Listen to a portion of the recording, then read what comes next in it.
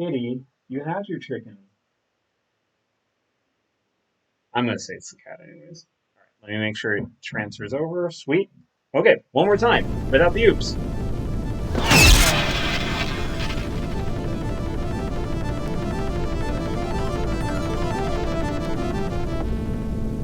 You all know why we've come here.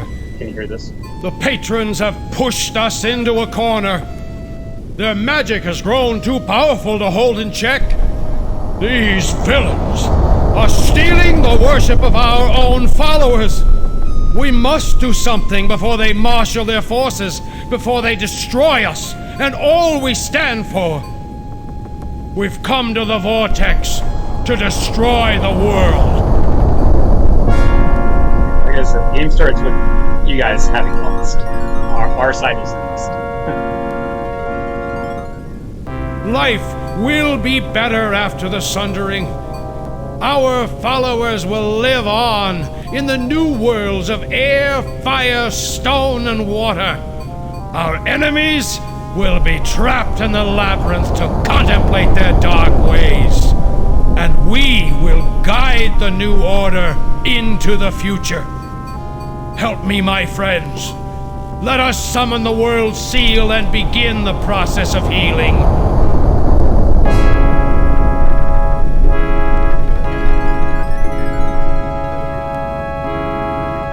No, those are the bad guys. These are the ones that destroyed the world.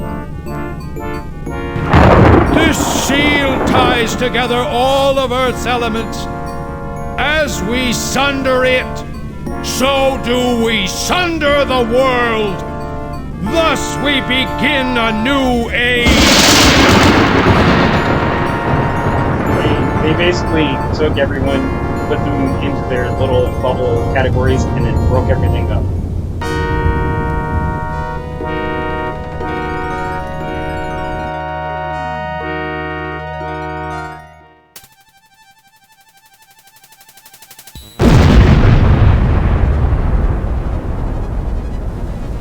So yeah, those worlds basically turned one world into four, and they're all split off into wherever now. So yeah, basically we were fighting them, we were winning, and then they basically hit that, doomsday button and broke the world up and trapped us in the labyrinth, which you'll detail more later. The main difference in the book series is it does follow more characters besides you as Haplo, so it gives you kind of a broader sense of what's going on. In the game, we are just Haplo. Technically, there's two characters. Oh, hey Jen, I found your glasses. They were under the box you moved. It's okay. But if you have read any Dragonlance books, there might be a character or two that you recognize in this, because again, the novel series was done by Margaret Weiss and Tracy Hickman. Yeah, Super DM, and that's us. That is our character. Like that cloak. I don't know how it stays because there's no clasp or anything around the neck. But given how early this was, I'm just surprised at the, variety and, I actually thought this was a voice acting. 2,000 years ago, the Sartan Council sundered the world into 5 realms. One of them was a nightmarish prison called the Labyrinth, and into it was banished the entire patron race, your ancestors. This is the place you've always called home, and all you've ever wanted is escape. Your name is Haplo, and you are a patron. Not long ago, Lord Czar, the most powerful patron sorcerer of his generation, broke through the labyrinth's final gate. In doing so, he paved the way for others to follow. The path was still difficult, but not impossible. Your travels led you to the final gate, where the combined forces of the labyrinth waited to turn you away. The fight was hopeless. Alone, you never would have survived. But then Lord Tsar appeared, and with his help you were able to rout the dark monsters of the labyrinth. What followed is hazy. You remember stumbling out of the final gate, but then you collapsed on the ground, and Lord Tsar's concerned face faded to darkness as you lost consciousness.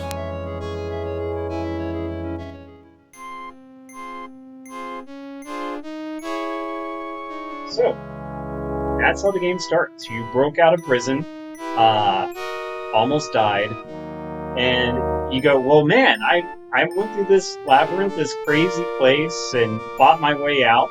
What spells do I have? Well, let's find out. Let's just use some magic on us.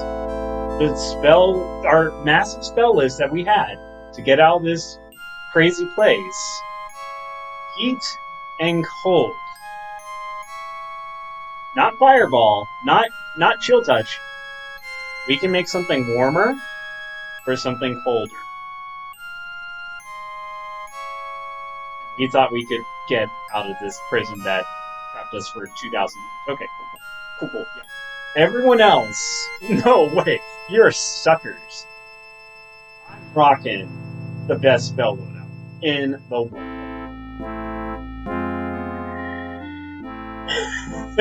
It is a start.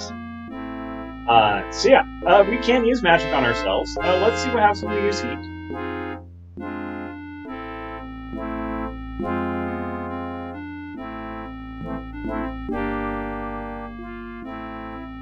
So, break out this one.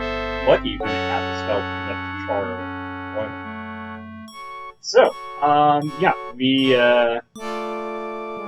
we have our generic kind of, adventure, do this, but it is point and click, so a little bit easier interface than just trying to type a million different things in. We can cast spells on pretty much anything that's not grayed out. We can do it on the history book. We can do it on Tsar. We can do this on this weird rune, on the light. All that sort of stuff. So, I won't do all that crazy nonsense because, there are some pretty funny things, but if you went around casting heat and cold on every single thing, it'd be a little bit longer game than I want to do. So, you know what? Last thing we remember, we passed out, and now we're awake. Tsar, what's up? Ah, Haplo. Do you feel well enough to talk, my son? I was worried. You took some serious wounds in your dash for the final gate. It was all I could do to repair your heart rune and heal you. The few weeks since you escaped the labyrinth should have been enough time to recover, but we don't want to rush it. Oh, another thing is, basically all the patrons have like a heart rune where if it breaks, then they can't cast magic. I forget how it normally regenerates. I don't think it's just time. You need some magic to regenerate it if it's broken. But yeah, if your heart rune is broken, it's not that you're dead, you just can't cast any more magic. I know you have a lot of questions. I'll do my best to answer them, but first I'd like to give you some history. You've spent your life trying to escape the labyrinth and hating the Sartan who consigned our race there. But you don't really know the full story. Even I didn't know everything when I escaped, but I learned quickly. And I do appreciate, again, this is not that it's a super early game, but, there's facial expressions, all that sort of stuff. Yeah, just... You see this city around us? The Sartan made this. They made it for us, if you can believe it, for when we emerged from the labyrinth. We were supposed to be docile, rehabilitated, brainwashed. Instead, we hate our Sartan jailers more than ever. There are libraries here, stocked with books. Since my escape, I've been studying them. They tell me much, but not all. There are mysteries I cannot explain, but I will tell you everything I've learned.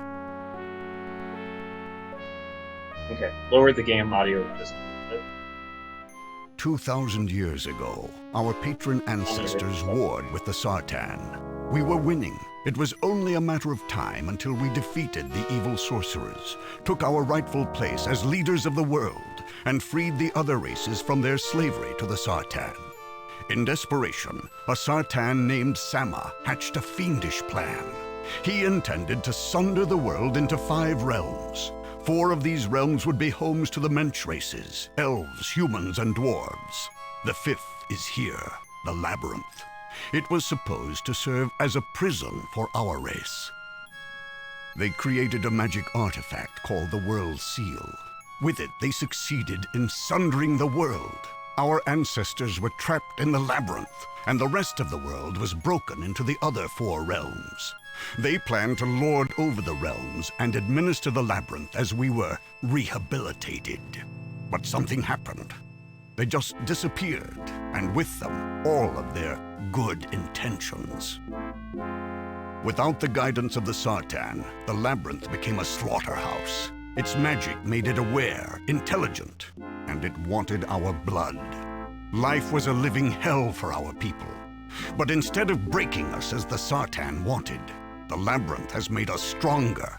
Many of us have escaped, despite the labyrinth's best efforts. I go back in every day to aid others in their way. I only needed to take you a few hundred feet.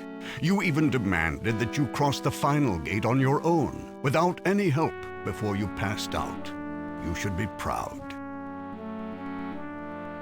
Now, my son, I need you. Since my escape, I have been devising a plan to restore our people to our once glorious position. It is our birthright. To this end, you must carry out a very special mission for me. I need you to go into these realms. You'll not only be gathering information, but searching for the seal itself. With it in hand, I plan to reform the world from the broken pieces that the Sartan left us. But here I've been dominating the conversation. You must be very confused. I'm sure you have many questions for me. I'll detail my plan later. So, yes, this is info dump the story. A lot of it is, detailed, more in the books and stuff like that. This is probably the heaviest bit of information that we'll get until like almost the end of the game. And it's just to detail the world and stuff like that. I like it. So we are going to go through every little bit of it. How exactly did the Sartan sunder the world? The Sartan commanded their dwarven slaves to forge an artifact called the World Seal. It consisted of 5 metal hexagons, each inscribed with a rune, a symbol, which represented one of the 5 realms. They broke the seal apart, and as they did, the world broke apart as well. It was sundered into the 5 realms, and each seal piece went into the realm that it named. As you see above my head, the seal piece that names the Nexus is here. Tell me about the other realms. Certainly, my son. The Sartan sundered the world into 5 realms. They based 4 of them on the elements: air, fire, stone, and water. The 5th, of course, is the labyrinth. They are all separated by large distances, too far to travel in a lifetime. That's why the Sartan created the Death Gate. Through it, people can travel from one realm to any other. Can you tell me about the realm of air? The books here are rather sketchy about the realms, but of all of them, the world of air, or Arianos as the Sartan named it, is the one I'm most familiar with. It's made up of many separate continents which float in the air. I'm going to read the story. You can read it. The lower continents are populated by the dwarves. Those islands are plagued with almost continuous electrical storms. The higher continents, with much better weather, are homes to the humans and elves. Perhaps it indicates a pecking order in the mensch. Who knows? The books don't say much more about it, regrettably. Sorry, I talked over that first part. Yeah, I'll read over the orange parts of it if it's basically he's got a book and maps and stuff. Tell me about the realm of fire. The realm of fire, or Prian, is a hollow world. Instead of living on the outside of the sphere, as we did on the original world, they live on the inside, along the inner curvature. At the center, 4 powerful suns throw their heat and light upon the ground. I believe it is the largest of the realms, but I know little else about it. This? This is not the realm of fire. You'd think it is, but nope. Yeah, I know. There's a voice for the protagonist. You talk. What do you know about the realm of stone? Abarak, Realm of Stone, is not much more than a rock hanging in space. It's full of warrens, tunnels, and lava tubes. From the sketchy notes I read about it, it sounds perfectly horrible. Definitely the worst place to live of all the realms. It's this place. That's the realm of stone. Can you tell me anything about the realm of water? Chalestra is the realm of water, and in fact it is a ball of water. At its heart is a sea sun which warms and lights the interior. The exterior is completely frozen, exposed as it is to the cold of space. Sea moons orbit the sea sun. They are hollow, living creatures which draw energy from the sun. Inside, the Sartan built cities to house not only the Mensch, but themselves. I believe that they intended to finally live there to administrate over all of the realms. So my mic volume is maxed out, by the way. It's just that I have to face this way and look this way to talk because the mic is that way, and directionally speaking, if I'm talking this way, it probably won't carry as much as if I talk like here and carry this way. So I might, I'll definitely work something a little bit better out next time about the camera, mic, things like that.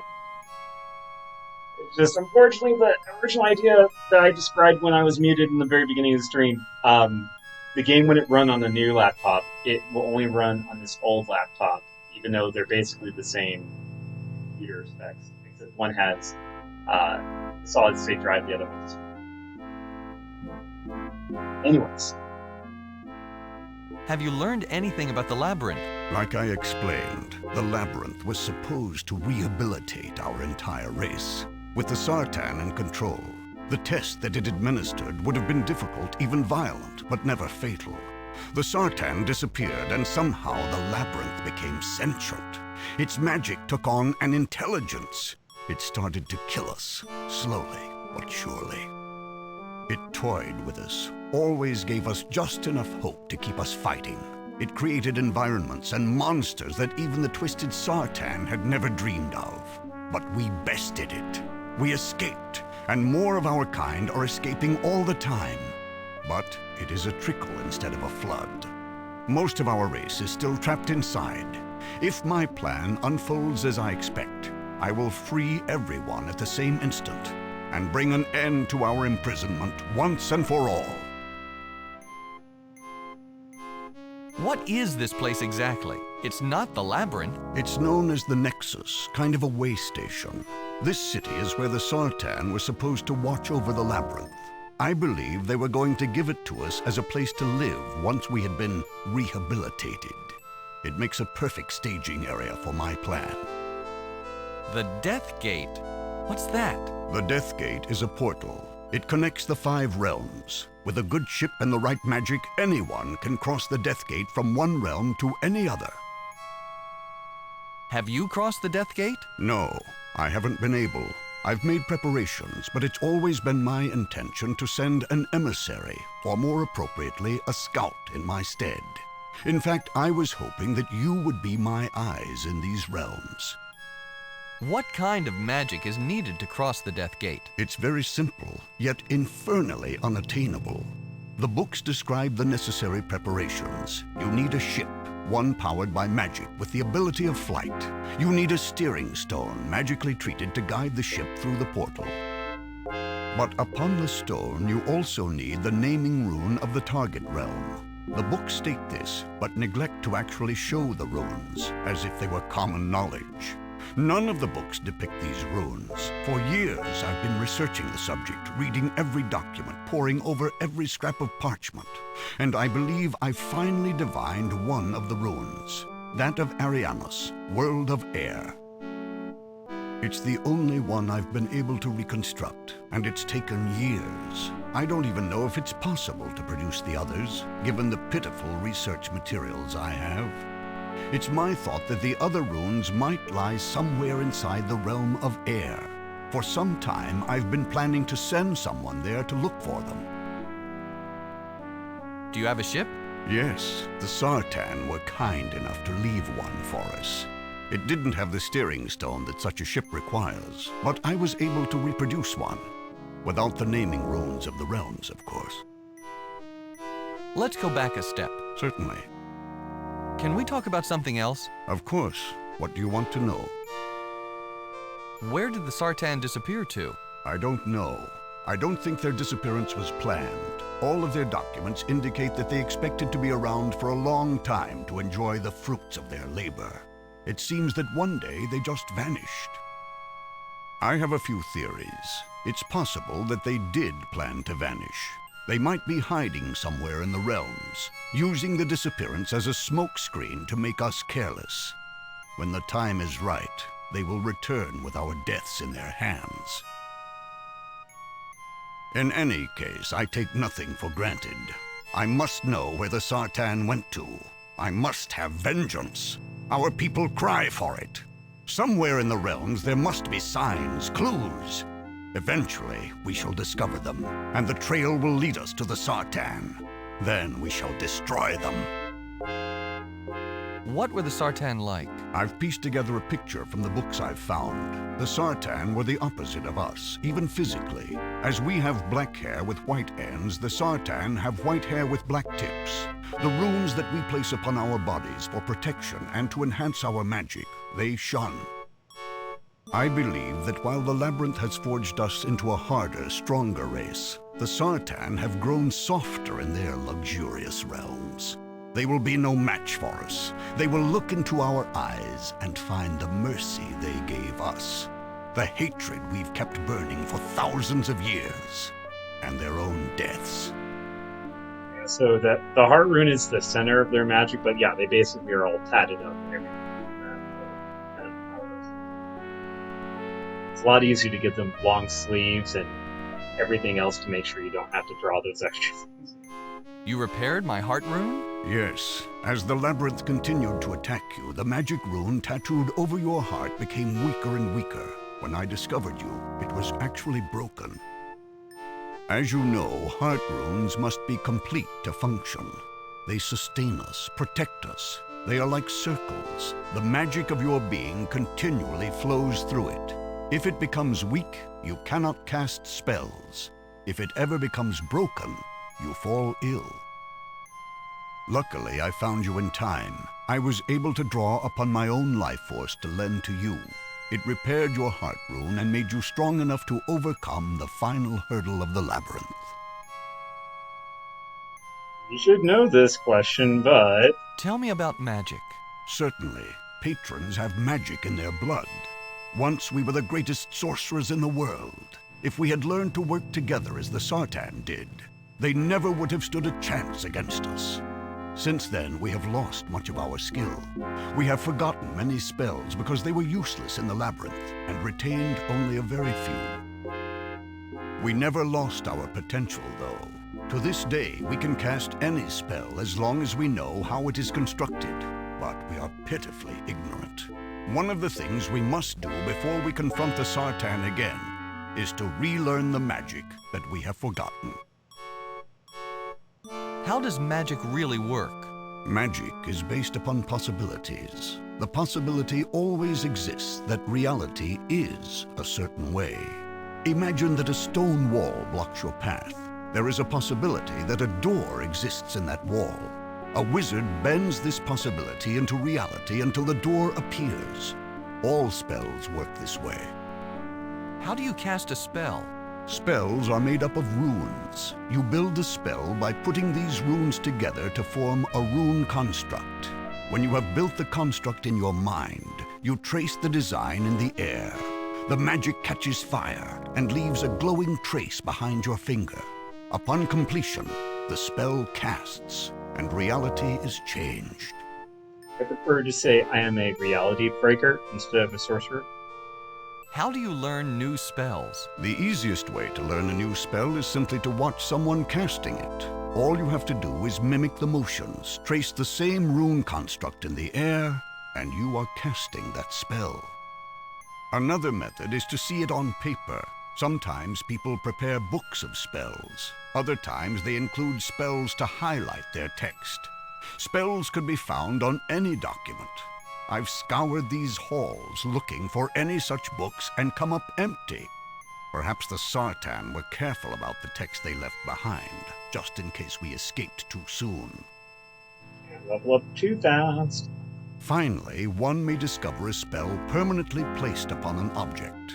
When a wizard wishes a spell to be permanent, he can magically prepare an object to receive the spell, then cast that spell upon it. Then the spell is always visible. It engraves itself upon the surface of the object.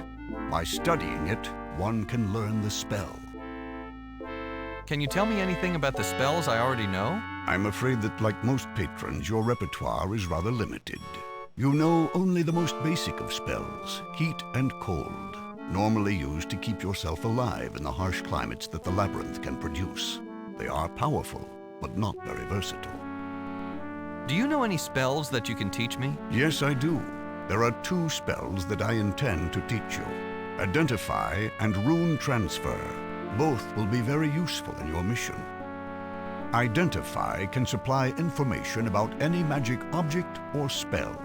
If you encounter an unknown object or learn a new spell, but are unsure about its magical properties, simply cast Identify.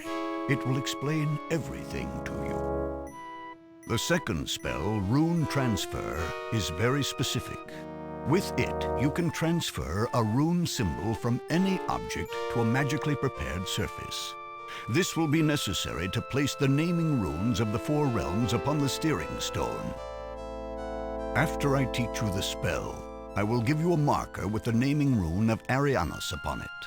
You must take it aboard the ship to the steering stone. There, cast Rune Transfer upon the marker and transfer the rune to the stone. Following that, the ship will be able to take you there, to the realm of air. Regretfully, I do not know the other runes that name the remaining realms. Hopefully in your travels you will discover these other runes. If you do, transfer them onto the steering stone in the same way. The Death Gate will never let you into the other realms if you do not. Can we talk about something else? Of course. What do you want to know? How do you get back into the labyrinth to help our people escape? The labyrinth doesn't mind letting people in. It's letting them out that it doesn't like. I think the labyrinth has something personal against me. It tries to lure me in as far as possible before it throws everything it has at me. Think of the labyrinth as AI from I Have No Mouth, but I Must Scream. Except magical. Don't believe that I'm not afraid. Every time I enter, I wonder if I'll ever return. I've been able to get the best of that demon place many times, but every trip it gets more devious, more dangerous. Or is it Anne? God, it's been so long. What is your plan? The Sartan's plan was unnatural. They killed millions of mensch and consigned our race to a living hell. I intend to undo the damage. I want to reform the world. Much like the Sundering, the Reformation will require all 5 of the seal pieces. I have the Nexus seal piece, but I need the other 4. The Sartan have hidden them somewhere in their realms. You must be my agent. I need you to go into the realms and find those seal pieces and bring them back here. When I have them all, I will reform the world, free our people, and bring the Sartan to justice. Now I know the naming rune for only one of the realms. I will give you a marker with the rune upon it. Use the Rune Transfer spell to place it upon the steering stone on board your ship. The stone will then be able to transport you to Arianas, the realm of air. Since I don't know the runes that name the other 3 realms, I can only hope that you will find them somewhere on Arianas. I also wish to know what happened to the Sartan. Their disappearance mystifies me. Finally, I want you to learn any new spells that you come across. It's only through the infusion of new spells that we will be able to build up our arsenal of magic. So, do you understand your mission? Take your ship to Arianus, search for its seal piece and the other realm's naming runes, and gather any information you can about the missing Sartan and new magic spells. When you have finished, come back here, deliver the seal piece to me, and give me your report. Now I shall teach you the 2 spells you will need. Watch me closely. Czar's hand rises. One finger extends and begins to move against an unseen canvas. It leaves behind a glowing line in the air. The design follows the graceful movement of Czar's hand. Finally, Czar draws his hand back, but the spell remains, floating in the air. This is the rune transfer spell. Study it. Remember it. This next construct defines the identify spell. Watch me again.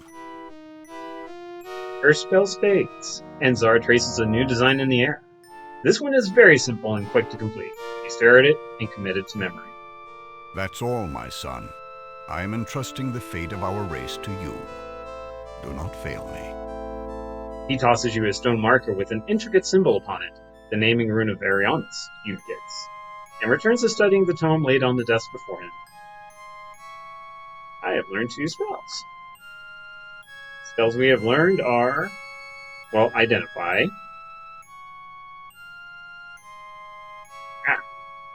As in, basically how you identify is you do something like that, and then click identify, talks about it. Anyways, we don't need to do that. Let's read the history book. You know, it's nice to look at it. I'd be holding the history book to read. Well, then I will take the history book. Excuse me, Czar, I think we need this more than you. You do not need this book for your quest, Haplo. I am researching the Reformation, and as this book is very damaged, it's quite difficult. I certainly don't want it damaged any further. AKA, get off my face. Alright, fine. So, we can simply leave using any of the green markers. Sometimes you need to wait. And then there's a handy little map that shows you where you've been and stuff like that. So, oh, whoops. We want pictures, of course. So this is our ship. Let's look at our ship. A wooden one-man ship is shaped like a dragon, an ancient mythological beast. The gangway door is open. And what is that in the distance? Let's look at the mountains. The mountains that harbor the labyrinth are exactly what you would expect. Harsh, pointed peaks that remind you of fangs. Completely unscalable. So it says, here, let's climb them. You don't call these mountains unscalable just because there's nothing to compare them to. They're steep and sheer, meant more to keep people inside the labyrinth than is adequate at keeping people out. I see that way. This is the Nexus City. The city of Nexus is beautiful. It was created by the Sartans thousands of years ago to await the arrival of patrons, after the labyrinth had molded you to fit into the new society. Even so, it remains very impressive. Let's go to the labyrinth gate. Nice and stormy. This gate is the final portal. This gate is the final portal of the labyrinth. Just beyond is the hell you called home for most of your life. Well, shall we open it? Go back to where we started? You remember Czar, opening the gate and returning to help others escape the clutches of the labyrinth. You're one of the patrons who he helped. But you can't bring yourself to open the gate. You don't want to give the labyrinth another chance to take your life. Alright, well, time to go on board. The circle of light from the door does nothing to illuminate the ship. You can't see your hand in front of your face. I can see some things. Fine. Okay. Well then. Let's go take one of these shiny little boys. Yes, I forgot that you'll need some light for the ship's interior. I'll still have one glow lamp left. Feel free to take that one.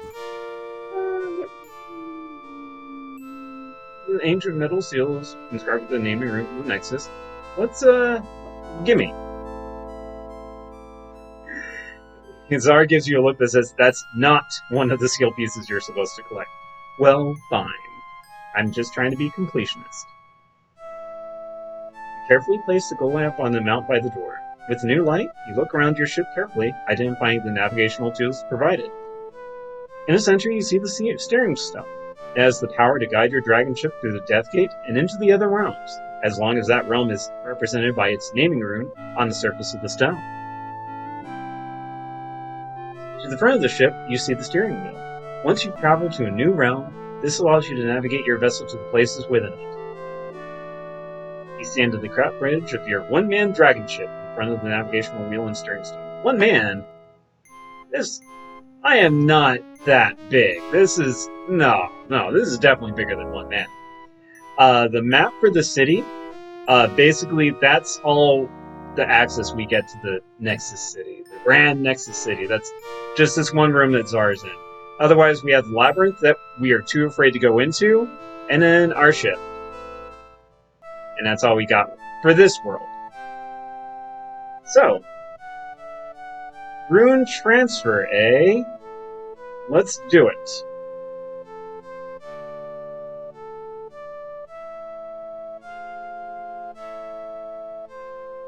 I might be casting it incorrectly. Yeah, the stone is intended to be the receptacle of the runes, not their origin. There's nothing to transfer the runes to here, besides the steering stone. Fine. Fine. Just call me a silly goose. At least Zara didn't see that. Alright. Transfer the marker onto the steering stone.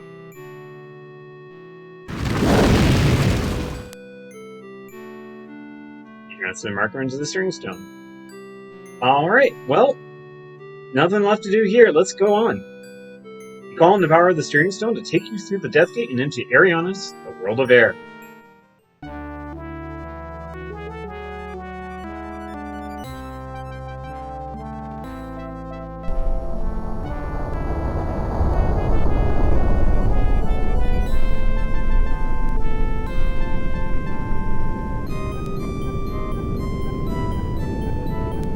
Ask for payment. Sorry, I didn't see that earlier. Your ship arrives in the midst of a terrible storm. Quickly, you look around for a place to land right out in the weather, but all you see is space. There's no ground anywhere. Okay. Suddenly, through the lightning, rain, and wind, you make out a floating island as big as a continent. You pilot the ship towards it and land on bare rock just outside of a cave. These are not the literal sizes, they are just representative. Well, we landed. And does not look like they have any flags about. Alright, we get to claim it. You stand on barren rock under a raging storm. A cave opens into a mountain wall and a ramp rises into your ship. What are those? Let's look at these zingy things. Two glowing metal objects sit atop tall poles. Periodically, the storm lashes out and sends bolts of lightning against them. Instead of doing any damage, they simply cause the objects to glow brighter. So, probably don't want to take them. But what about... Oh, whoops. A terrible storm rages overhead. Lightning pummels the ground, dangerously close to where you stand, though metal poles placed around the cave opening draw the nearest strikes, leaving you relatively safe. Yes, there are many ways to die in this game. Let's see. 3 tall metal poles stick out from the ground. Two have strange glowing metal devices atop them. The third is bare. Well, order staff maybe? You tug at the metal poles, but they steadfastly remain where they are.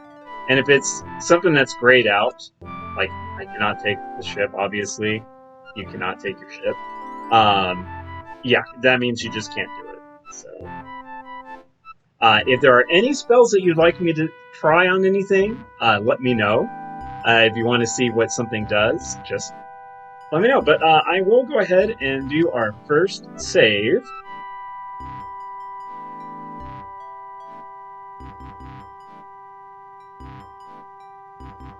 Alright. So, let's enter this tunnel here, and since that's the only way we can really go. This small cavern contains a control panel, several pieces of furniture, and a female dwarf. The dwarf looks at you in surprise. Oh my! You're huge! But you're not glowing. Are you a god?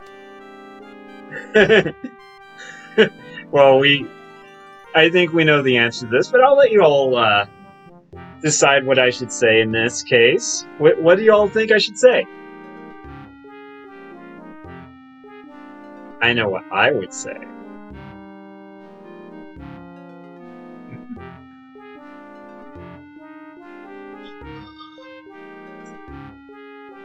I know. Ghostbusters 101.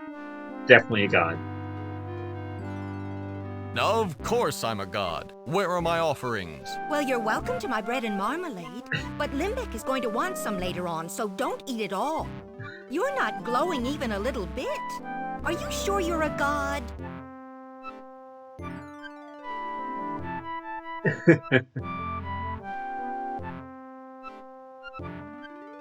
Let's go this way. I'm not so huge. You're just small. Ask anyone.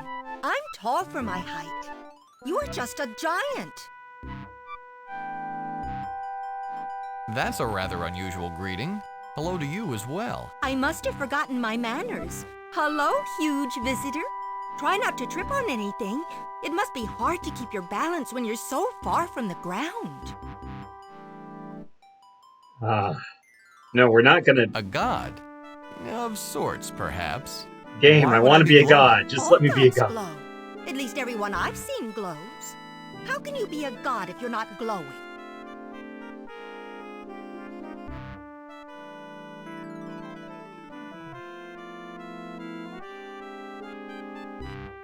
We are supposed to be scouting for Sartan, but do we want to reveal our mission this early or keep it close to the chest? She makes good points. Well, we're going to make a counterpoint. Well, if you were a god, you'd know that we don't necessarily glow all the time. The gods claim that they are gods because they glow. Anyone who doesn't glow can claim to be a god. You're big, but I don't think you're a god. How many gods have you seen? About this many. I think that there are more, but I don't get to see them. You've seen gods around? Do they call themselves Sartan by chance? No, they just call themselves gods. Maybe you're thinking about some other gods. Oh, they're not gods. No, we're going to take them down. Oh, well, fine. Ah, you've caught me. I'm not really a god, I'm just a traveler. A traveler? Nice to meet you. I'm Jar. You're awfully big not to be a god, but you don't act like one. They're always yelling and commanding and taking things. Gods aren't very nice. Look what they did to my electric zinger panel. Electric zinger? What's that? The zingers are set up on the poles outside of the cave. When the lightning hits them, they suck up the electricity. I think the Kixie Winsy likes electricity or something. After the zingers have sucked up all they can hold, I pull these levers. Then the show starts. Show? What show? The zingers go crazy. They start spinning around and shooting sparks everywhere. Most of the electricity gets sucked into the Kixie Winsy, though, through the poles. Then my meters go back down, and I wait all over again. The Kixie Winsy? What's that? Why, it's the machine. How can you not know about the Kixie Winsy? It's everywhere. It digs our homes out from the earth. It makes water for us to drink and does, well, other things too. It's our responsibility to care for it, so it can care for us as well. You mean that's all you do? Sit here and pull levers? It's not that easy. You have to know the very best time to pull the levers. My family has been pulling these levers for years, and I'm the best lever puller there's been in a long time. There's worse ways to make a living? This is all very interesting, but can you tell me more about these gods? Well, they only showed up about 100 years ago. They dropped from the air in a flying ship. We were curious, of course, and were prepared to greet them as friends. But a glowing figure emerged and declared itself our god. At least one of many. None of us glow, and no one had ever claimed to be a god before, so we believed it. Now they've moved in and taken control. Personally, I liked life without all this divine intervention.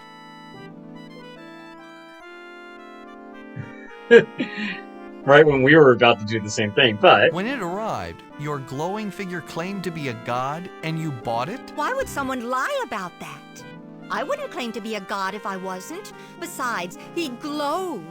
The way they explain it, you can't glow if you're not a god. no glow, no God.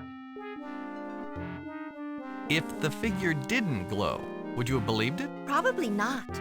If they looked like you, I would have just thought that they were big, but not gods. A few extra feet of height doesn't make you divine. If you're so upset with the gods, why don't you just drive them off? They're gods. You don't just tell gods to go away if they get inconvenient. I might not like them, but they're ours. If they weren't gods, though, you can bet we'd have gotten rid of them long ago. How exactly have these gods taken control? They moved Radium into the makes Kixie you glow, Winsy yeah. control room and kicked everyone else out. They're always doing tests and things to it. I don't like them tinkering with the Kixie Winsy as if they didn't know how to work it. I mean, if you're a god, aren't you supposed to know all that stuff? Anyway, they've also kept us away from the north exit. That's where their ship is. They've always got a guard there to make sure, like they don't trust us. Sure. Nice place you've got here. Thank you. I share it with Limbeck. He'll want to meet you. I'm sure he'll be delighted to see a visitor. We've never had one before. Limbeck. I take it that he's another dwarf? Of course he's a dwarf. What else would I be sharing my quarters with? Does that mean you're attached? Well, yes. Someone's got to look after my Limbeck. He'd fall apart without me. Oh well, next dwarf, I guess. You must really like this Limbeck. I'm glad that I can take care of him. He's such a gump sometimes. He gets so Gump. involved in his work that he even forgets to eat. I have to bring him in his food.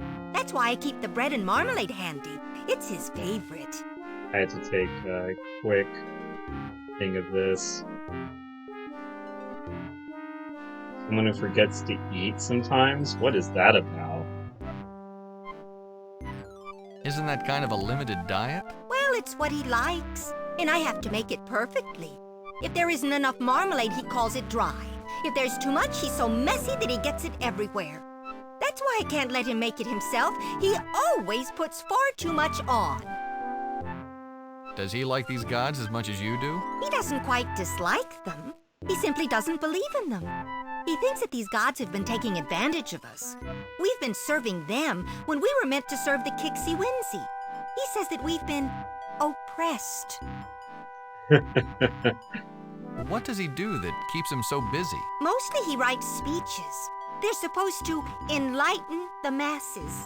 He keeps telling people that the gods aren't gods, that he's seen the gods when they weren't glowing. Most dwarves don't believe him. Even I have a hard time, but I support him. He's my Limbeck, after all. Can we talk There's about something much else? All right. I've enjoyed talking with you, but I'd like to explore this Kixie Winsy thing. Oh, certainly. Say hello to Limbeck if you get a chance. He's just in the next room. She then immediately swings her gaze back to the gauges and studies them intently, totally oblivious to you, which is important. Because yoink, yoink, yoink. And let's open this. Oh. Let's look at the bed. It's a simple cot. Let's make the bed. You short sheet the bed, but given Jar's height, it may not make any difference. Let's sit on the bed. You drop down the bed, rest a moment, and get back up again. Because, you sometimes have to sit back down to get up again. And then you might sit there. Let's look at this zinger control thingy. The panel controls the zingers outside the cave. Gauges indicate how much electricity the zingers have absorbed, and levers indicate the discharging process. Words we definitely know. So, let's see. We don't need that. So we have this white shirt. It's a dwarf-sized white t-shirt, none too clean. Can we wear it? The shirt was made for someone much smaller than you. Are you sides discriminating against me, game? I just. All right, and then we got this marmalade. It's a sealed glass jar filled with golden marmalade like jelly. Like, I'd never heard of marmalade before this game, and every time I see it now, I just get a little bit sick.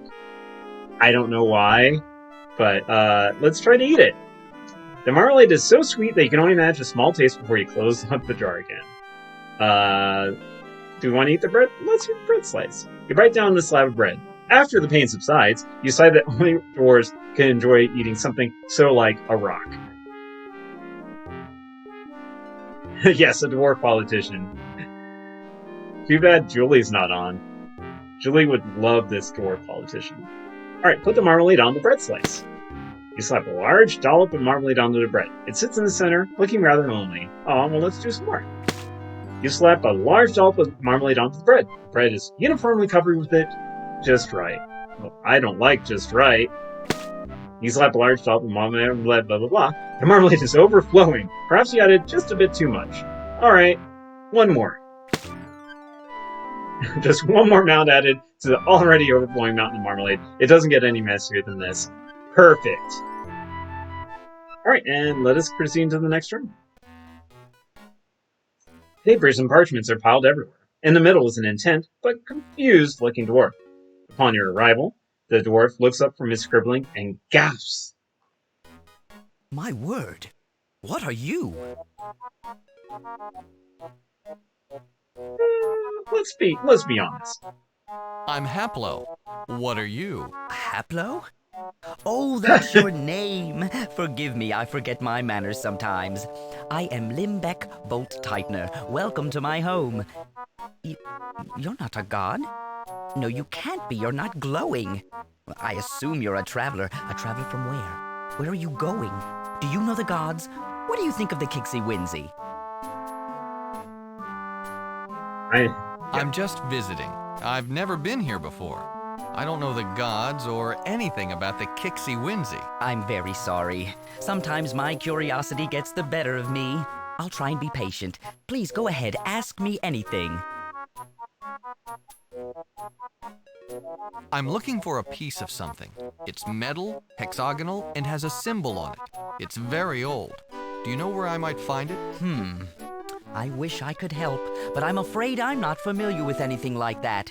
If it is very old, there's only one dwarf that might be able to tell you something. Old Grapple Rock Digger has been here forever. Where can I find this rock digger? Grapple sits in the same place every day, waiting for the Kixie Whinsey to be repaired. Each day he sits there, he gets more and more surly. Go north to the intersection and follow the left wall. That will take you to him. Grapple Rock Digger? Do you think he'd help me find it? Old Grapple isn't very helpful in the best of moods. And lately, the section of the Kixie Whinsey that he is responsible for has broken down.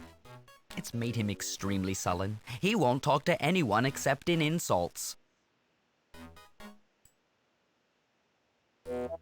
Do you think he could be persuaded to help me anyway? I don't think so.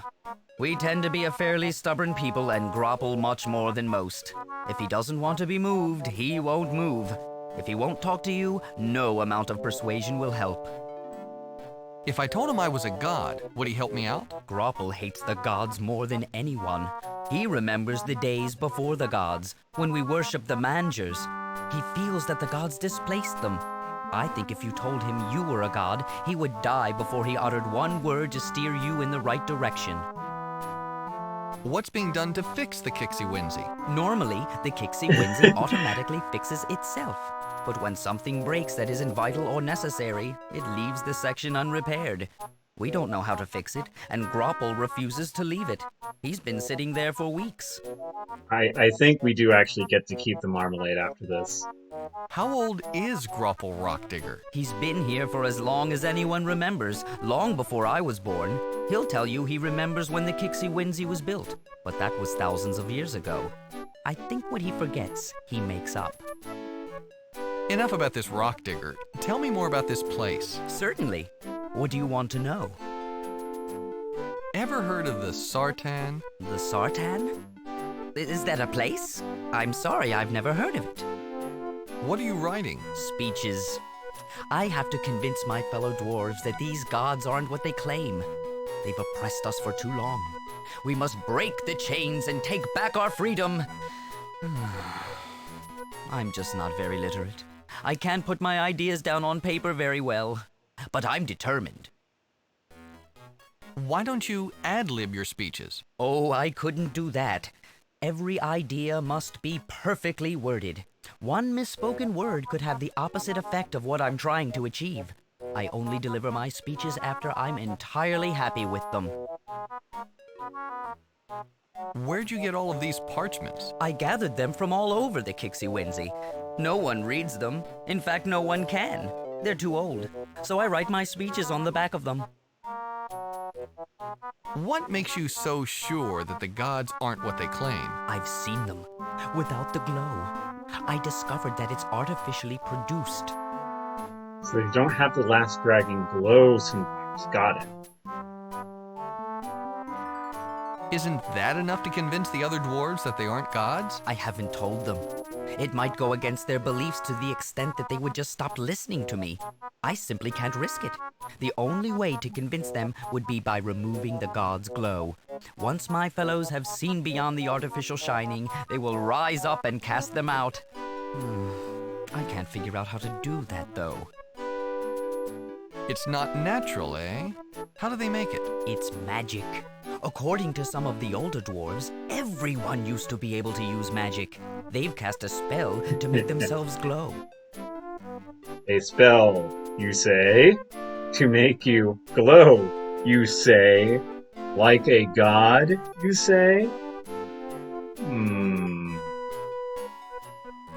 How did you learn this? When the gods arrived, they dropped from the sky in a flying ship. After they moved in, I snuck aboard the ship. I actually saw one of them, not shining at all.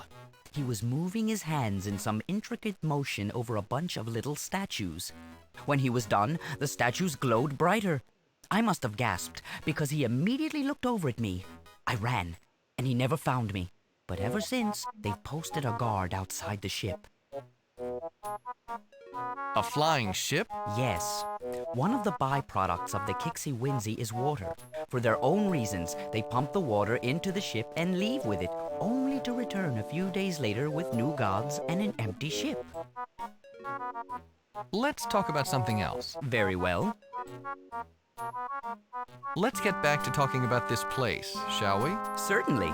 What do you want to Yeah, I'm know? not going to go over every single thing. What is that you're using Because for it a is- candlestick holder? There's a All bit I more could talking than find. I remember. If I had a better candlestick holder, you can bet that I'd be using it. That's a mighty big jug of ink you've got there. I found that jug of fast-drying ink quite a while ago. Despite the amount of speeches I write, I've only used a small portion of the ink the jug contains. I believe it will last indefinitely. What is this place? This is one of the sacred places of the Kixie Windsy. The broom closet. I'm lucky enough to have this place to work. What exactly is the Kixie Windsy? The Kixie Windsy is everywhere. It's all around us. The humming you hear is the Kixie Windsy at work. How big is this machine? Larger than anything. No matter where you go, the Kixie Windsy has been there first. It digs tunnels and fills them in according to its own whims.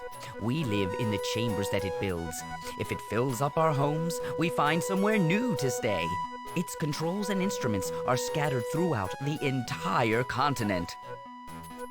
What does it do? It serves the purpose of the Mangers. Long ago, the Mangers built the Kixie Windsy and asked us to care for it. We have done so ever since. These mangers, are they still around? No. The Mangers have been gone for many, many years. Some of the young ones don't even believe in them anymore. Only stories and legends keep the memory of the Mangers alive. I wonder if they might look like a particular sort of race. In other words, you have no idea what the Kixie Windsy does. Well, no. It isn't for us to know. Our purpose is to monitor and care for the Kixie Windsy. The gods don't seem to know what it does either. Ever since they moved in, they've been running tests of all sorts on it. They've restricted everyone from the control room where they've based their tests. Let's talk about something else. Certainly. What do you want to know? That's all. I have to go. Very well. I must get back to my speeches. Feel free to look around. That we will. So, he's got that candle. A yellow blob of wax with a wick has been jammed into a long pipe. It throws a circle of light onto the paper on which the dwarf is writing. Let's look at that parchment. You see only the back of the parchment on which Limbeck is from. It has something printed on it, but you can't read it from here. Are you sure? Well, then let's take it. Sorry, but I'm using this one. If you want to write your own speech, feel free to use any of the other papers. I see. Well, Jar says you get hungry sometimes. Drat! Now I'll have to start over. So, without looking up, Limbeck accepts the bread and gobbles it down. The mountain of marmalade drips everywhere, even on the parchment before him. He throws the parchment to the side, selects another from a nearby pile, and again begins to write. Let's take that. Let's read it now. It's a geological survey map of the continent of Drevlin. It shows the location of all major mineral deposits. The other side is smeared and sticky, so you try to ignore it. And let's see. The ink jug is far too heavy to lift. Your estimation of Limbeck's strength increases dramatically. What about this cork? Look out. Let me just put my psychic skills to use here. You shove the shirt into the ink jug, where it quickly soaks up quite a bit of black ink. But by the time you pulled it out, the shirt is completely dry, albeit very black. Reasons. You stand in the middle of an intersection of caverns. He said that the grumpy guy was down the left one. Let's start with the right then. A massive control panel dominates the wall. This must be the brains of the Kixie Whimsy. Let's take a look around. You can't get a good look at the controls from here, and you dare not show yourself with the gods in the room. Let's look at them. Two glowing figures stand around the huge control panel. They tinker with it and study results, but don't seem to be getting anywhere. So, let's do another save.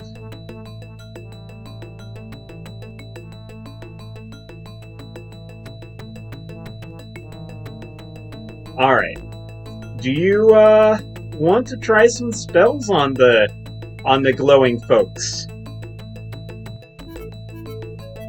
Honestly, we only have heat and cold, as far as anything that might do anything at all.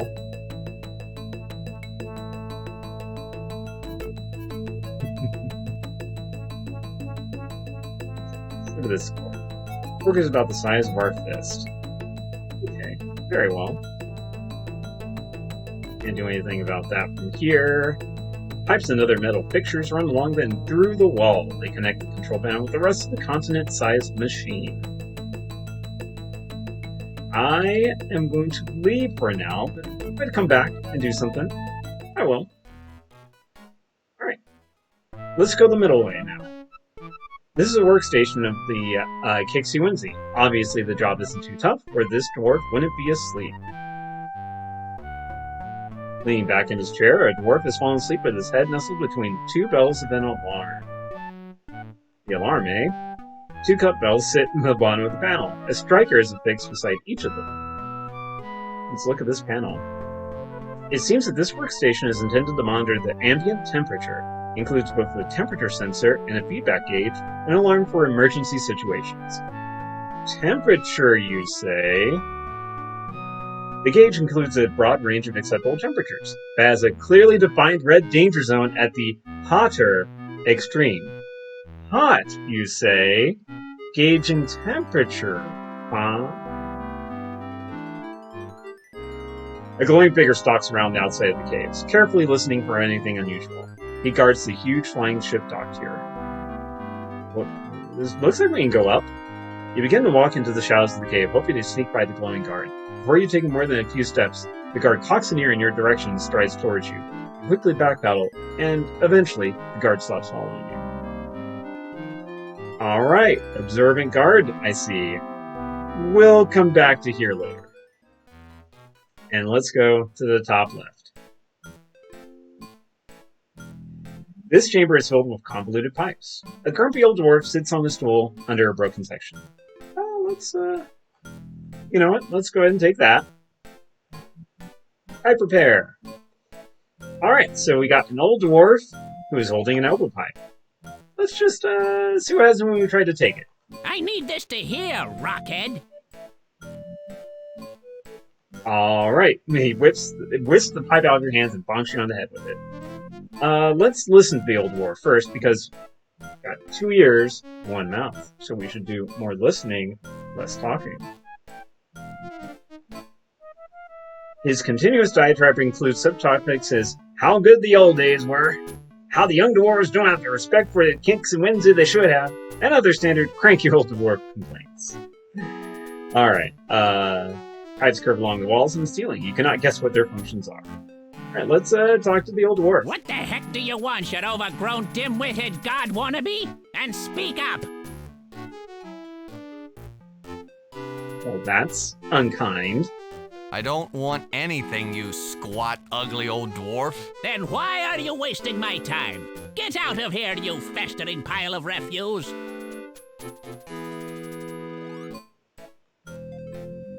You again? I thought even someone as thick as you would realize that I don't want to talk to you. What is it this time?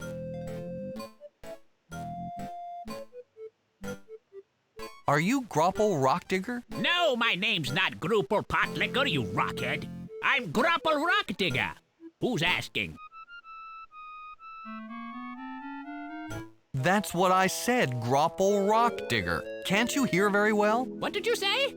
Speak up. I can't hear very well.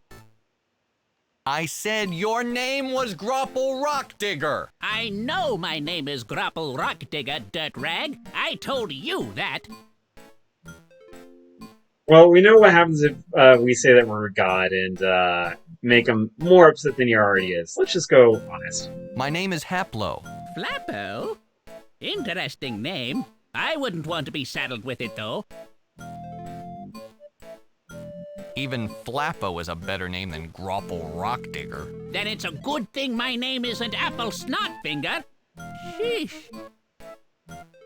You know what? Yeah, sure, why not? A god, eh? Well, you can just go right back to wherever you came from and to blazes with your questions and consequences. You again? Okay. Why are you sitting beneath that dripping black gunk? I'm not moving until the Kixie Whimsy is fixed, and that's final. If dripping gunk isn't going to make me move, you sure aren't. Could I ask you a few questions? Listen, I'm sitting under a broken pipe that's dripping black goo on my head, and the gods have commanded everyone to stay away so they can't fix the problem, and you want me to be friendly? Answer all your questions with a smile? Well, I'll tell you what, until the Kixie Whimsy is fixed and those gods are gone, I'm not talking to anyone. No stories, no questions, nothing. You won't talk to me until the gods are gone? Isn't that an awful lot to ask? Who's asking you? As far as I'm concerned, you can bump your head on every tunnel ceiling you find until you realize that I'm not going to talk to you. Why don't you fix the pipes? It's not my job to fix it. Even if it was, I'd need something to fix it with.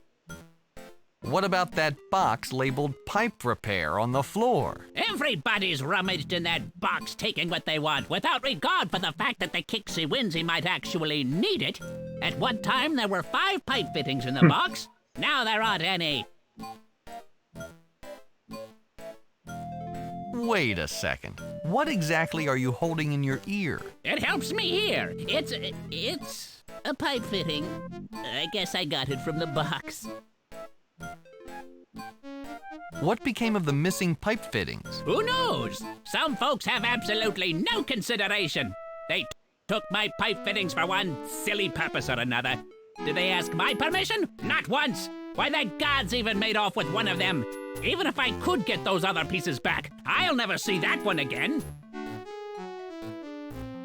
Tell you what, if I repair your pipe, will you tell me what I need to know? Why not? Fix my pipes and I'll answer your questions afterwards. As long as the guards are gone as well. I don't think very well with all of these walking lamps about. I don't think the pipe helps your hearing all that much. Can I have it? Very well, as long as I have your word that you'll use it to repair my pipes. Will there be anything else? Let's start over. We seem to have gotten off on the wrong foot. Have you looked at your overgrown feet lately? Wrong feet are all you have. I'm looking for a seal piece, a hexagonal metal artifact with a symbol etched into it. Maybe you could tell me where I could find it. I may have seen something like that. Doesn't matter, though. You obviously want to see it for yourself, and that's impossible. As I recall, there used to be a tunnel that led where you want to go, but the Kixie Winsy filled it up a long time ago. There's no way to get there anymore. If the Kixie Winsy filled in the tunnel, couldn't it just as easily dig another? And how are you going to convince the Kixie Winsy to dig where you want it to go? The gods have been trying to control it for years, and they've gotten nowhere. Besides, I'm not going to tell you where it is until my pipes are repaired. Fact is, I've said too much already. Why are you so grumpy? Wait a second. That's a question.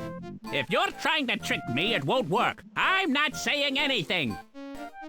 Maybe changing the subject would make you happier. Not likely. Could I ask you a few questions? Listen, I'm... Oh, whoops, sorry. Maybe Went changing there. the subject would make you happier. not... Nice stool. There's no pool around here. What are you, blind?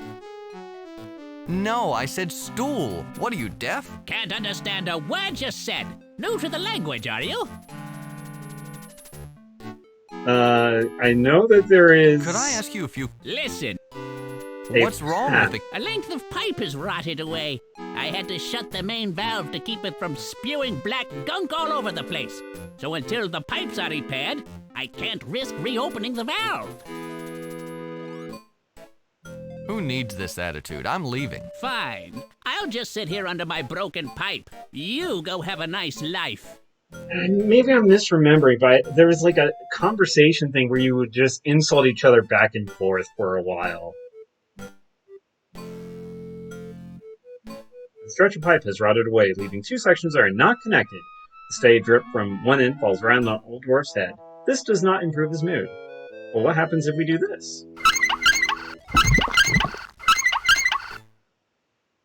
Valve squeals as you turn it, and the sound is soon accompanied by a low rumble. A spurt of black gunk falls from the broken pipe onto the old dwarf's head. He starts yowling, so you quickly return the valve to its original position. It's an old wooden stool. Shall we kick it? You slam your foot against the stool, but the dwarf doesn't move. Instead, he launches into a lecture about how you should respect your elders, including some dwarven swear words you've never come across before. Interesting. Well, you said that we need 5 of these pipe fittings. We only have 2 right now. And there's one right here that he needs to light the candle, I guess. Once we find something for him, we might be able to take that up. Alright, so let's go here. And so there was that bit about the gauge and heat. Let's try it out.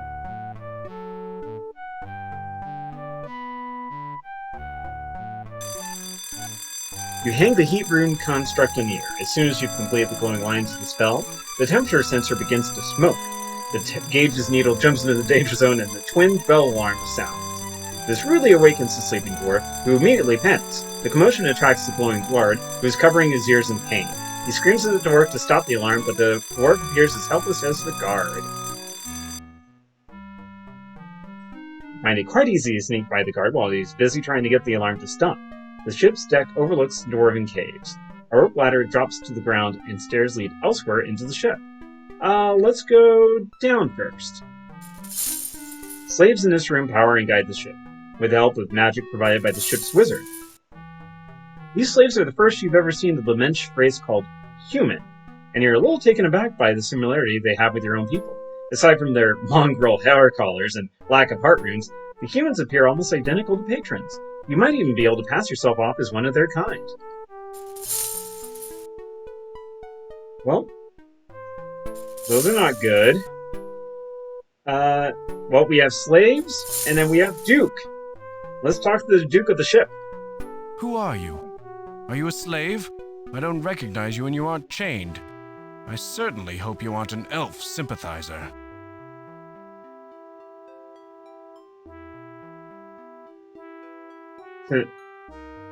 I'm not a sympathizer. Then again, I'd say the same thing if I was. Of course, that's true. I'll simply have to believe you. I don't have much choice. I've been here too long and hope is wearing thin. My name is Andrews. I'm King Stephen's cousin, a duke.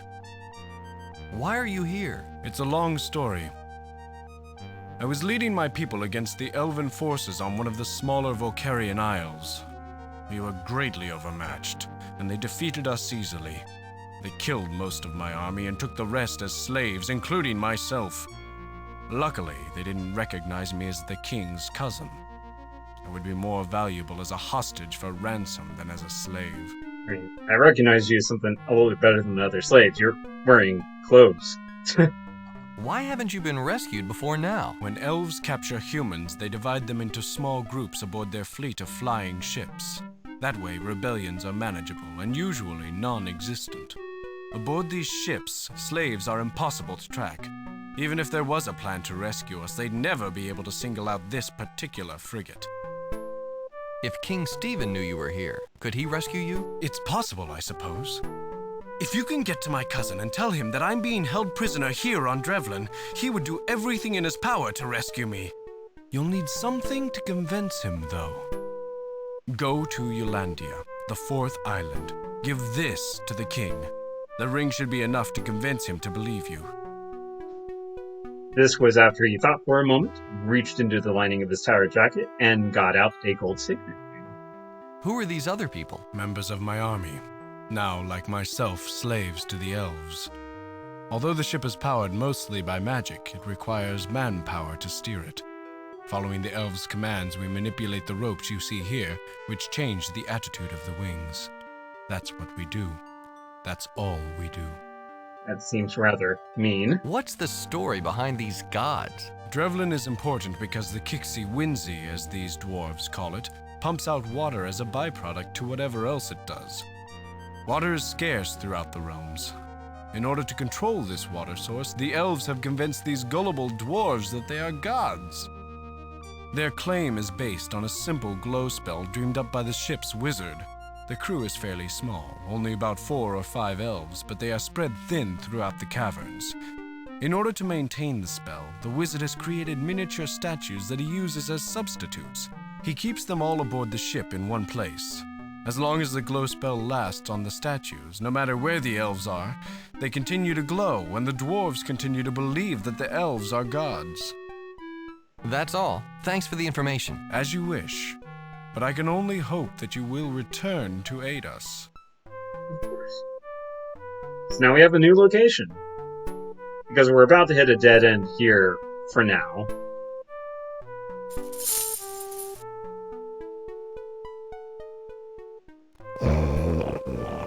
This chamber quarters the ship's wizard. It's tiny, which emphasizes how messy it is. Let's look at wizard stuff. Maybe there's a spell.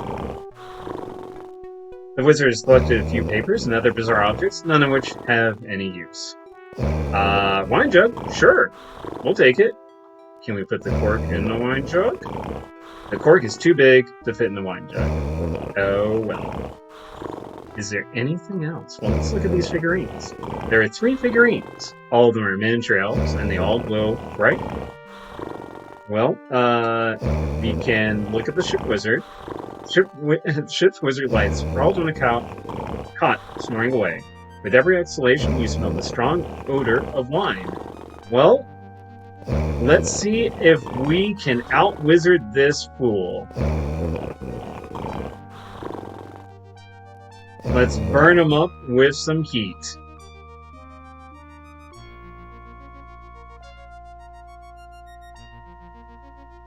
The wizard sighs and begins thrashing around on the bed. Perhaps he's running through Hades in his dream.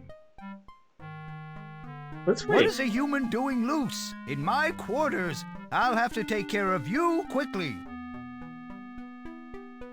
Yeah. Oh, well. So we won't do that. Doomed to a life of slavery if we wake him up. I guess we could not out magic him. Anyways, so we leave, and we basically cannot do anything else here. But I think we can. Let's have a little sip. You take a small sip from the jug. The taste is sour, and the liquid burns as it slides down your throat. You don't understand how anyone can enjoy this stuff. Will this do for you? Yes, that's very nice. I guess not. Alright, well, I guess we are off to the 4th island. And now we get to use our steering wheel, because we do not need slaves to power our ship. It is so much more efficient. King Stephen's Castle.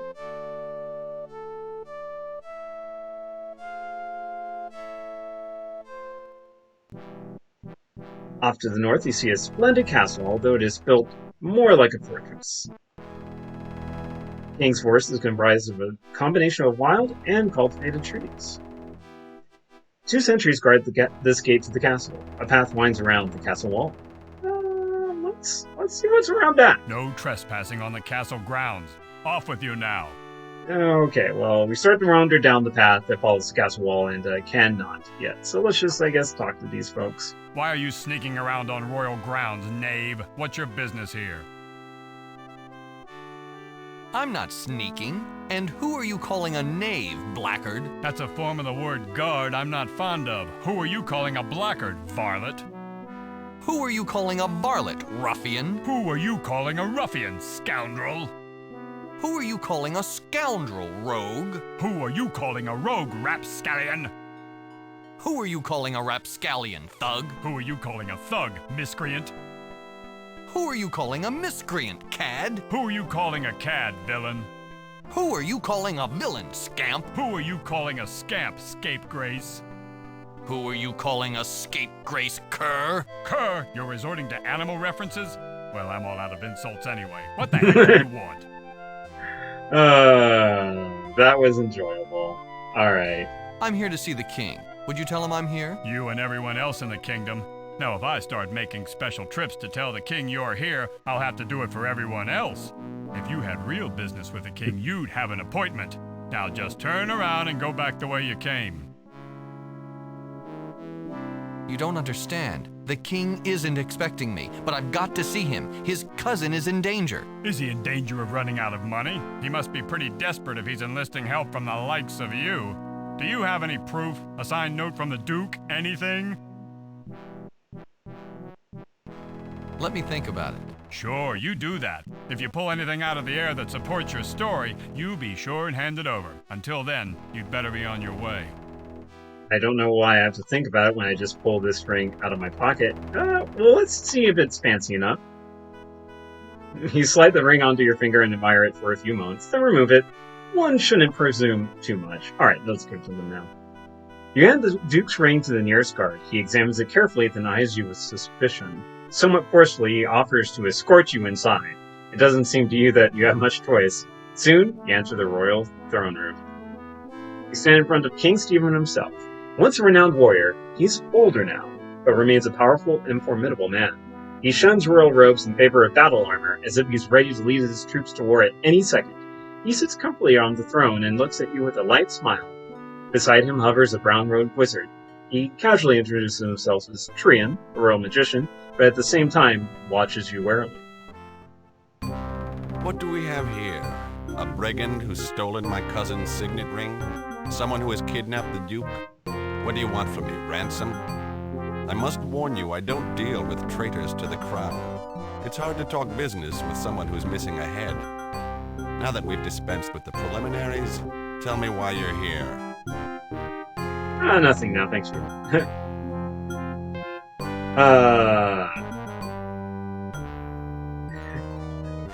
Do you want me to be goopy, or let's start straight away? We can be goopy with guards, because, guards have nothing else to do, but I suppose we can undo something. I just picked up the ring outside. I figured this was lost and found. An interesting tale, but quite impossible. Duke Andrews wouldn't be separated from his signet ring unless his life depended on it. Now, let's stop playing games. Tell me how you came by this ring, because your life does depend on it. I love how he says that with his smile. Like, oh, this is fun. I am gonna kill you, but hey, fun time. I'm a ring salesman. Do you like my sample? This ring is no counterfeit. I had it checked before summoning you. Quit wasting my time. Tell me how that ring came into your possession, and be quick about it. Okay, fine. Your cousin gave it to me to substantiate my story. If you'll allow me a couple words between threats, I'll relate the facts. Indulge yourself, my friend. I'm all ears.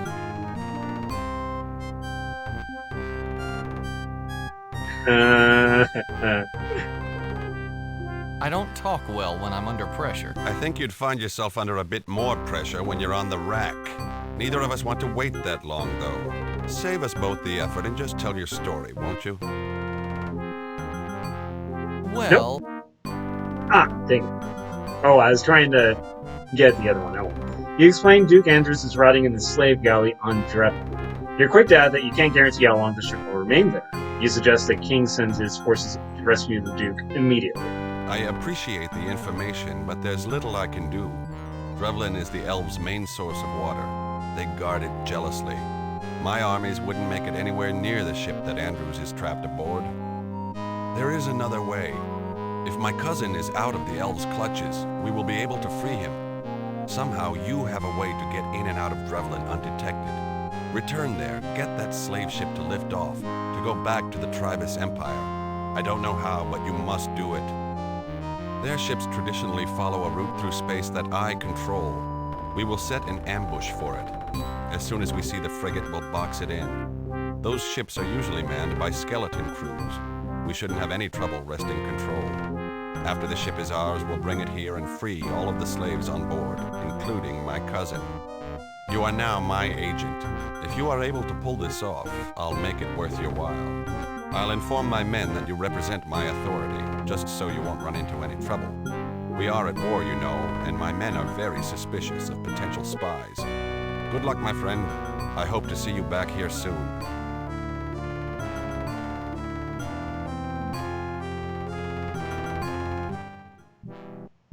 The guards, a little less roughly this time, escort you out the castle and back to the main gate. So, let's see if we can go around the way we couldn't before. A window in the castle wall is covered by a warped wooden shutter. Bushes and trees have overgrown the path. What's this? We will take that shear. Is it something we could use to maybe pop this on? You slide the garden shear into the crack made by the warped shutter just under the bar on the other side. With a quick flick of your wrist, you lift the bar out of its brace and send it clattering to the floor. Well, I guess we'd have to be holding the bushes before you can put them on the shutter? Not my intention. Anyways, let's open it. The shutter creaks protest as you swing it open on its worn and rusty hinges. No one saw or heard.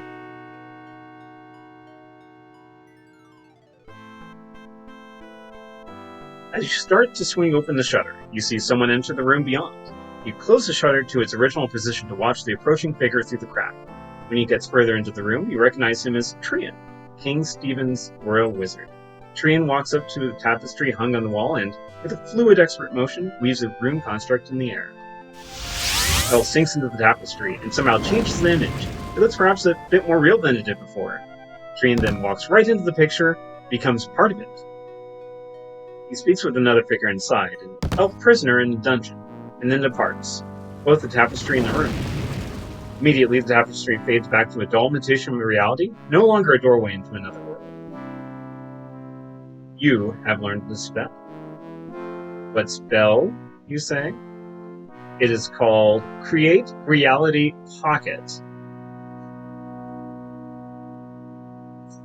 When any picture is created, the artist also makes a pocket of reality inside the mystical plane called the Otherwhere. Although metaphorically, the artist is capturing a moment of time when he paints a picture. He actually freezes that moment inside the Otherwhere.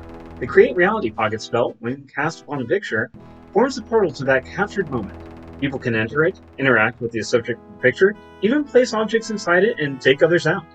As soon as the caster exits the reality pocket, or he leaves it unattended for a period of time, the spell will wear off, and the portal will disappear. Well, we don't want to cast it on ourselves. Let's, hop in there. Well, hey, a proper candle holder. We'll take that. What's this furniture? It's tasteful and expensive. Any spell books? You scan through the collection of books, but find only one that interests you, a tome entitled Tower of the Brotherhood. Let's do a quick read. Tower of the Barking Hood, aka the Brotherhood. The Mysteriarchs. At the risk of sounding immodest, no society of wizards since the ancient Sartan has gathered more knowledge or commanded such power. We are unequaled. Indeed, other wizards have begun to view us as a threat. Because of this, and for other reasons as well, we decided to move into the High Realm. There, we will be able to focus our attention on learning. We will be free from the petty concerns that dominate the minds of those who slave themselves to war. To this end, it was necessary to construct ships, procure cargo and supplies, and obtain building materials for our new cities. Some of the needed supplies were scarce. Others were illicit, or under the control of the elves, with whom we ourselves are currently at war. Thus, we are forced to rely on the trade and contraband. The smuggling trade is regulated by an organization called the Brotherhood, which rules over the trading routes with an iron fist. Our decision to make use of the Brotherhood was a difficult one, but we were left with no other alternative. For the first time in our history, we needed help. The Brotherhood is a guild of assassins, but its membership wields enormous political power through their connections to people placed at the highest level of government. Their reputation is spotless. I have never known of a contract that wasn't eventually executed, so to speak. Given this, it's understandable that their services don't come cheap. Over the course of thousands of years, the Brotherhood has amassed a fortune, sufficient in size to buy and sell most kingdoms a few times over. In addition to the money have come relics, treasures, and information, surpassing the wildest dreams of any museum or library. But when it came to safeguarding these precious possessions, the Brotherhood turned to us. They sought our assistance in the creation of a magical fortress, in which their operations could be centralized and their treasures stored. At that time, and after much debate, we sent them packing, only to ultimately discover some advantage in assisting them. For the Brotherhood had exactly what we needed: limitless funds and strong connections in every market. Not only were they willing to give us enough to buy 10 times what we required, they would make the elusive suppliers available to us. So, he agreed. From the beginning, many of us viewed the task as an intellectual challenge. The magics required to build such a fortress would involve spell merges and constructs heretofore unknown. We see it as a way to increase our knowledge and enhance our abilities. It was a deal with the devil, of course, but never before had we been able to concentrate so many diverse talents on a single goal. The potential for unparalleled growth was enormous. Construction itself was relatively simple. We incorporated enough secret passages and magic portals into the fortress to keep even the most paranoid assassin happy. Merely to open a front door requires an intricate and exhaustive ritual. The door could have been made easier to operate while equally secure, but the members of the Brotherhood wanted the doorway to feel complex. Oh well, they're the ones who now have to remember half a page of nonsense gestures that simply to enter their home. The most interesting part of the project was the vault. The Brotherhood's ongoing quest to gather all of the Sartan artifacts in the realms had left them with a number of priceless pieces. One of our top priorities was to build a storage room for the dogs, as well as for their priceless artifacts. something completely secure. We thought long and hard about the best way to protect their treasures. Eventually, we all agreed that the safest place to put them was the Otherwhere. The Otherwhere is a place between realities, a place of possibilities only. Every possibility exists there, however remote. That's what a wizard draws upon when he casts a spell. Say, for example, he wants to create a light in that dark room. In the Otherwhere, the possibility exists that the other room is already lit. With a spell, he bends this possibility into reality until the room is lit. All magic is merely changing of reality, is capitalizing on a possibility that already exists. Every creative idea exists there. When an artist dreams of something new, he makes a pocket in the Otherworld that holds his idea. The possibility that exists in this reality, however remote, never nothing. Every painting, every picture, is a window into the Otherworld. It was this property that we decided to use. Specialized magic allows us to put real things into the Otherworld, and some of them out again. The simplest form of this magic is the Create Reality Pocket spell, although the name is a misnomer. It does not actually create a reality pocket, it merely causes a picture to become a bridge or passageway to the pocket that already exists inside the Otherworld. Many wizards already use this spell to store items inside the Otherworld using a painting large enough to walk through. The Brotherhood's vault was designed to function as a step beyond this. We constructed a special chamber in the tower called the Vault. Most of the room, all except a platform in the center, was intended to house the Brotherhood's treasure. The platform was to serve as the room's safe area, a place where the complex spells were going to be cast, and eventually from where the treasure would be summoned and banished. The treasure was filled with the treasure, and 5 Mysteriarchs took to the platform. Working in concert, they magicked a portal to the Otherworld. Unlike the simple Create Reality Pocket spell, this portal was permanent. Everything in the chamber, not upon the boarded platform in the center, was transported into the Otherworld. Naturally, the Brotherhood wanted to be able to retrieve their treasure, and they lacked the magic ability to summon it back themselves. So we created a link in the spell, a set of key crystals. While these key crystals are in place, they break the spell, much like a hand can interrupt a beam of sunlight. Everything previously banished to the Otherworld will materialize and remain until those crystals are removed. We constructed a pedestal inside the boarded platform. When the crystals are placed in this pedestal, they will unlock the spell and summon the treasure. The Brotherhood found this solution acceptable, but decided to add a further level of security as well. The treasure chamber was hidden behind a door covered with carved handprints. Each handprint was inlaid with a different material, usually gemstones, to distinguish them from each other. When these handprints were pressed in a certain order, the wall would open. We constructed the wall based on their specifications and made some further recommendations. The correct sequence that would open the wall did not have to be the same all the time. We added a method to change the sequence based on the time of the month. Of course, we left the actual entry codes up to the Brotherhood. They wanted the entry codes to remain a secret, even from us. Brotherhood trusts no one.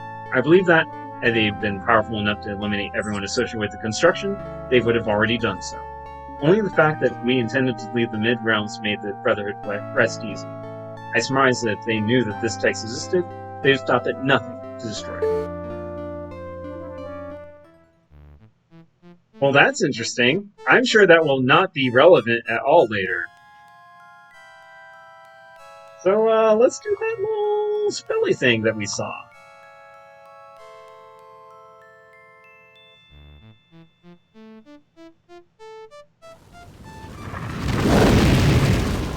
I can't draw them. You weave the spell in the air. Suddenly, the tapestry becomes a window into a scene, instead of just a picture of it. It appears as if you could walk right into it. And just to make sure it's to the, You step through the tapestry into a dank dungeon cell. This is the archetype of a dungeon cell. Spartan, not Sartan, and devoid of all unnecessary furnishings. Well, hello, wizard. Why would you think that I want to talk to another dirty, stinking human? Why don't you just leave me alone before you start making me angry?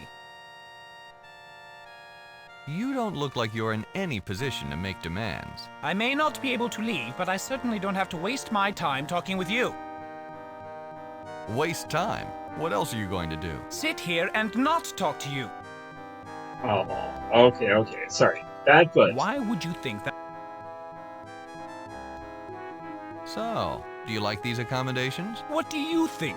I'm stuck in an archetypical dungeon cell. The light in the wall never shuts off. I haven't had anything to eat or drink for hours. Oh, what I wouldn't give for some wine right now. Why are you here? I was unlucky enough to let myself be captured by Trian. I suppose it's better than if the king caught me. He would have executed me for sure.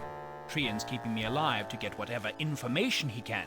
So far, I've told him nothing, and that's just what you're going to get as well. You don't like humans? You are barbarians. Uncouth, unclean. Fit only to be slaves or dead. Your only hope for civilization is to be conquered by the elven nation. Typical elven speak. Dwarves are so much nicer.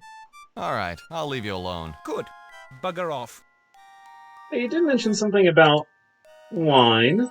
Ah, it's gooseberry wine. He tilts the jug back and takes a few hearty slugs. Afterwards, when he's placed on the bench, he regards you with a much friendlier expression. Hello, friend! I guess you're not so bad for a human. It wouldn't hurt to pass a little time talking. Great. So, what information is Trian trying to get out of you? He's trying to get information about troop movements and war strategies. The problem is I don't know anything about those things. I'm not going to tell him that, of course. His hope of getting that information is the only thing that keeps me alive. Where are you from? I am a royal wizard from the Tribus Empire, loved and revered throughout the Elven nation. Although I didn't serve the Emperor himself, I served a lord very close to him. Where exactly are we? We're in a tapestry, right? Something like that.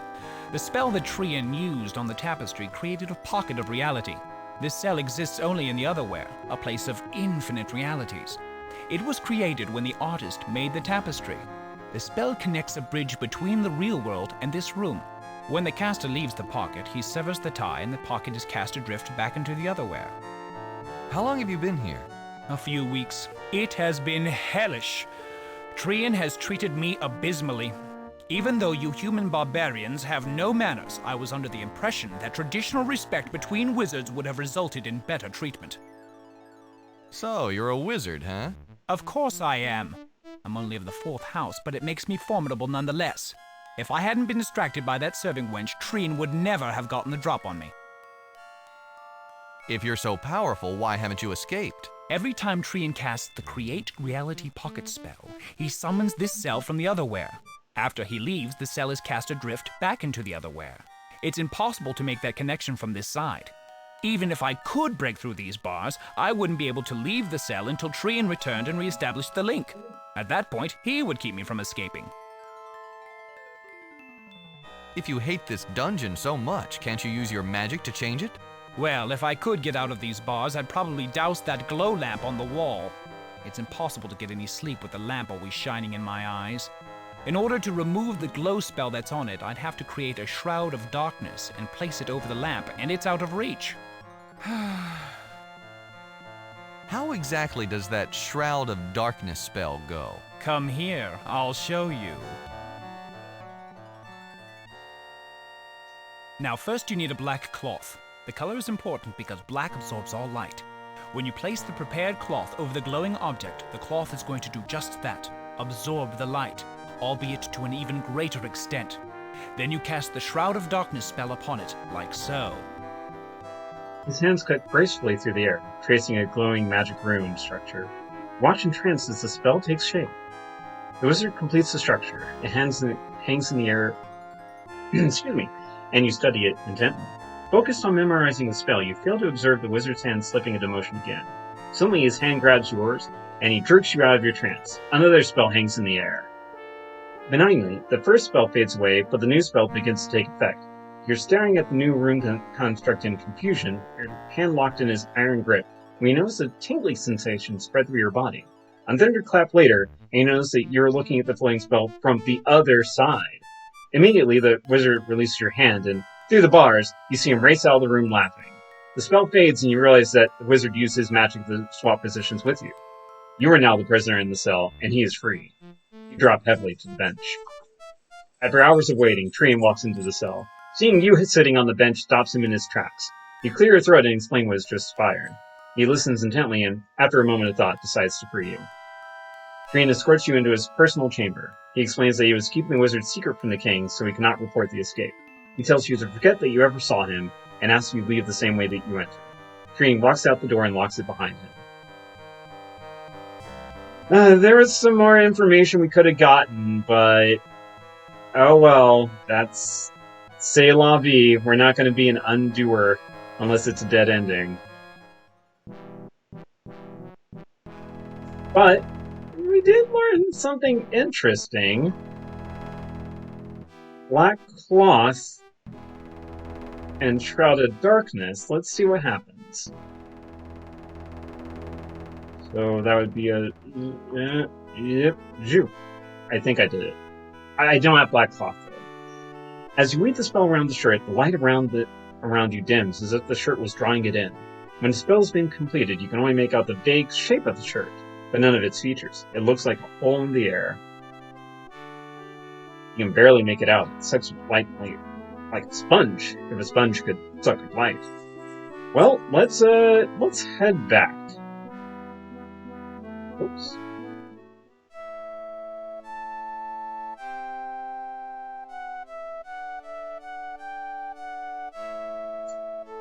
Oh well, c'est la vie. Elves cannot be trusted, only dwarves. So, with that new spell, well actually first, we found this for you, buddy. This is much better than the pipe I was using. It's very thoughtful of you to offer it. He gently removes the candle from the straight pipe, hands the pipe over to you to hold, and jams the candle into the candle holder. Enthralled, he sets it down on the corner of the table, admiring the holder and completely forgetting about the pipe. Alright, 3 out of the 5 pipes we need. And can't get anything in there. Alright.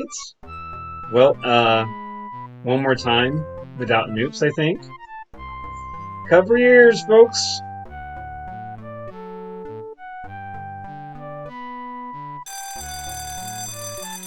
Yep. The guard's like, what is going on? Why is this happening to me? So, darkness over the glow. You drape the black shirt over the glowing figurines. The magic of the shroud draws the light from the statuettes into itself until they remain dull and gray. Since it is the magic on the figurines that maintains the glow effect on the gods, the instant the magic disappears, so does the elves' spells. They quickly realize their situation and bolt for the ship. I love that jump. That jump was like, wow!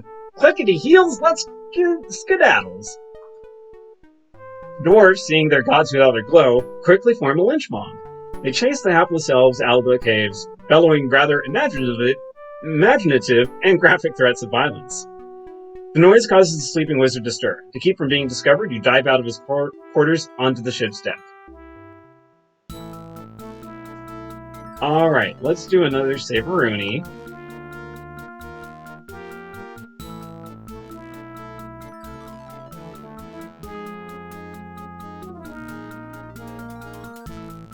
Okay. Alright, so let's get out. Let's go. You bump into the group of elves boarding the ship just ahead of the mob of dwarves. Looks of surprise on their faces when they see you are almost immediately replaced by expressions of anger. Two of the elves grab your arms while another calls for the ship's wizard. He appears from his quarters and quickly weaves the spell of death, which, on one hand, is a rather useful spell to learn. On the other hand, it's a rather fatal way to learn it. Let's undo that. Alright. So we can't leave that way. And if we go upstairs, well, again, die, so I guess we're going down to the slaves. Hide in the storeroom. They'll kill you if they find you here. From the deck, you hear the scuffling of the elves as they board the ship. The Duke whispers to you, hide, and he points out a hidden door in the back of the galley off to the west. You hear some scuffling and shouted orders from the galley. Soon, the ship breaks away from its mooring and lifts off. A deep voice booms from somewhere near the door that the ship is entering human-controlled space. All lights must be doused and all noise ceased. If the humans discover the ship's exact position, it could be taken. Alright, well, any supplies? Miscellaneous supplies are piled around the room, but aside from notable exceptions of the chest and another flimsier box, they include nothing of interest. Let's open the box. Grip open one of the larger boxes. Inside, you find a strange device with 3 metal prongs, which crackle with electricity. A switch has been wired into its base. You shove the flimsy remains of the box to the side. And we open that. The FD lock attached to the lid keeps you from opening the strongbox. Can we hack it? The shear is too rusty and thin to withstand such an activity. If you try to snap open the lock of the shear, chances are it won't be the lock that breaks. Alright, well, let's take the zinger. Carefully you pick up the electric zinger. It tingles a bit, but doesn't deliver the shock you expected. Well, let's turn this sucker on. You pull the switch.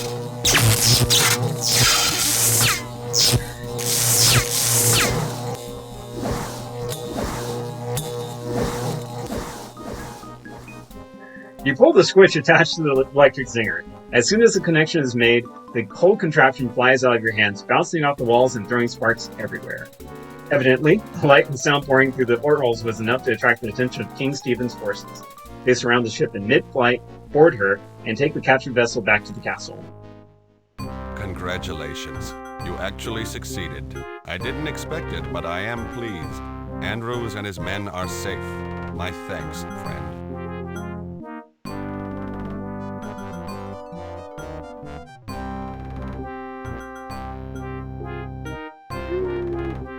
My pleasure, Your Highness. I did put my life on the line, but it was worth it to serve you. I certainly hope you aren't being sarcastic. My men gladly lay down their lives for me. That privilege is reward enough for them. I was going to offer something else, but that can be arranged. Not only did you get your cousin back safely, but now you have an elven ship. I think you made out pretty well. Very true. That elven ship will certainly come in handy, especially to infiltrate elven-controlled lands. You've proven your worth. Wasn't there something about making it worth my while? You're correct. I'm not one to forget my promises when it suits me. What do you want?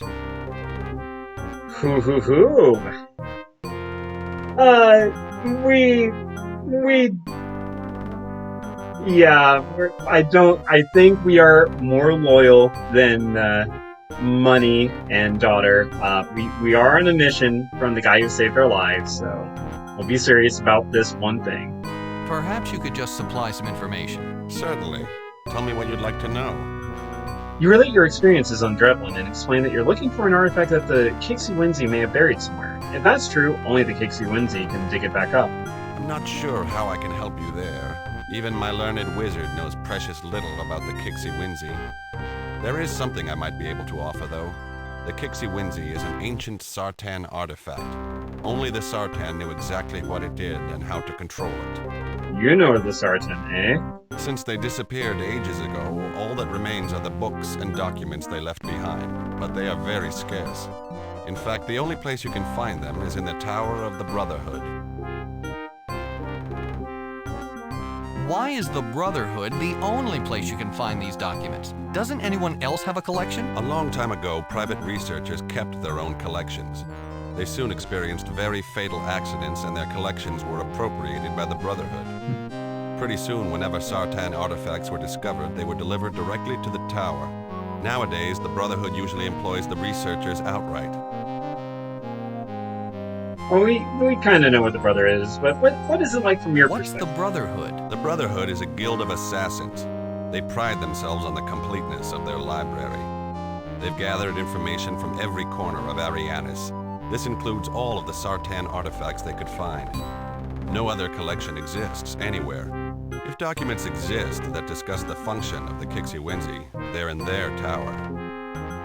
Where is the tower located? That's a problem. The tower is located in Skirvash, a smuggler's haven that lies on the border of elven and human lands. No nation governs that city. It's completely lawless. The Brotherhood has an iron grip on the place. Neither we nor the elves have been able to get a toehold. Skirvash is a haven for criminals and cutthroats. It wouldn't be a problem, once there, to go about your business unnoticed. People go there for the anonymity. The problem is getting you there in the first place. Currently, the elves control space around that area. I can't sneak anyone in or out. Any ship with the markings of the royal fleet is attacked before it even gets near the city. What about that elven ship I just delivered to you? Couldn't that sneak me into Skirvash? Yes, that's true. We've never had our hands on an elven ship before. They certainly wouldn't be expecting it, especially so soon after its capture. They'd have no reason to stop it from reaching Skirvash. Very well. It looks like my only alternative. Let's get going. Very well. I will staff the elven ship with my own soldiers. They will fly the ship to Skirvash and wait there while you search for your documents. When you have completed your business, they will escort you back to Drevlin. I will assume that this clears me of my debt to you. I wish you luck, friend. So, we are taking... Well, alright, you leave the King's Castle, reboard the Elven frigate, and discover that it's already manned by soldiers from the Royal Army. A no-nonsense sergeant greets you and signals the others to lift off. Within a few hours, you leave behind all signs of human habitation on any of the floating land masses. The only ships you see are of Elven design. They let you pass unmolested, mistaking your ship for a member of their fleet. Soon, the sergeant points out a dark city on one of the floating islands. The ship glides towards it, but lands a couple of miles away. We don't want to answer any questions at the regular port, such as why King Stephen's men are flying an elven frigate. Better you get a little exercise and walk into town. Come back when you've finished your business, and make it quick. Just being around elven space makes me nervous, but waiting so close to the Brotherhood is downright terrifying.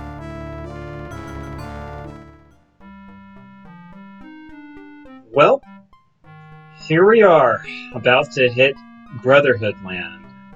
That's not going to be fun. So, we'll hit our first stop. We'll end it here. Yeah, so a little bit more talking than I remember. There's definitely going to be a puzzle-intensive part going to the tower. It is not 100% necessary to have read the book, but it does put quite a few things into context. So yeah, next part, I think it's...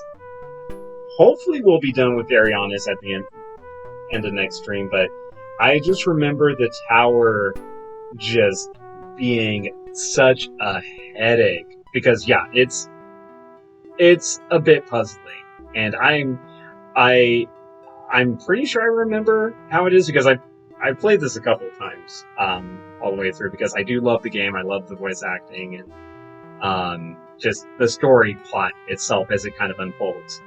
But yeah, basically, what we've done is we kind of got out of the labyrinth. Zara said, hey, you're my agent, go figure out what's going on everywhere else, and, bring me back some more spells and stuff like that. We have quite a few spells now. We have tripled our spell list, although still probably heat and cold are still only offensive spells. You can also make spells up if you want.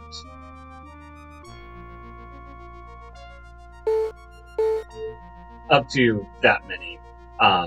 They do all have to interlace at some point, but yeah. Anyways.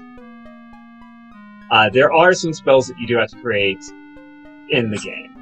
I think at least one or two. But yeah, basically, we're gonna be going into the city, and it's gonna be puzzly. Still pretty fun, though. Also introduces a character that's pretty central in the novels, but is kind of just a footnote in the game, unfortunately. But yeah, I hope you all have enjoyed this so far. And I'm gonna go ahead and just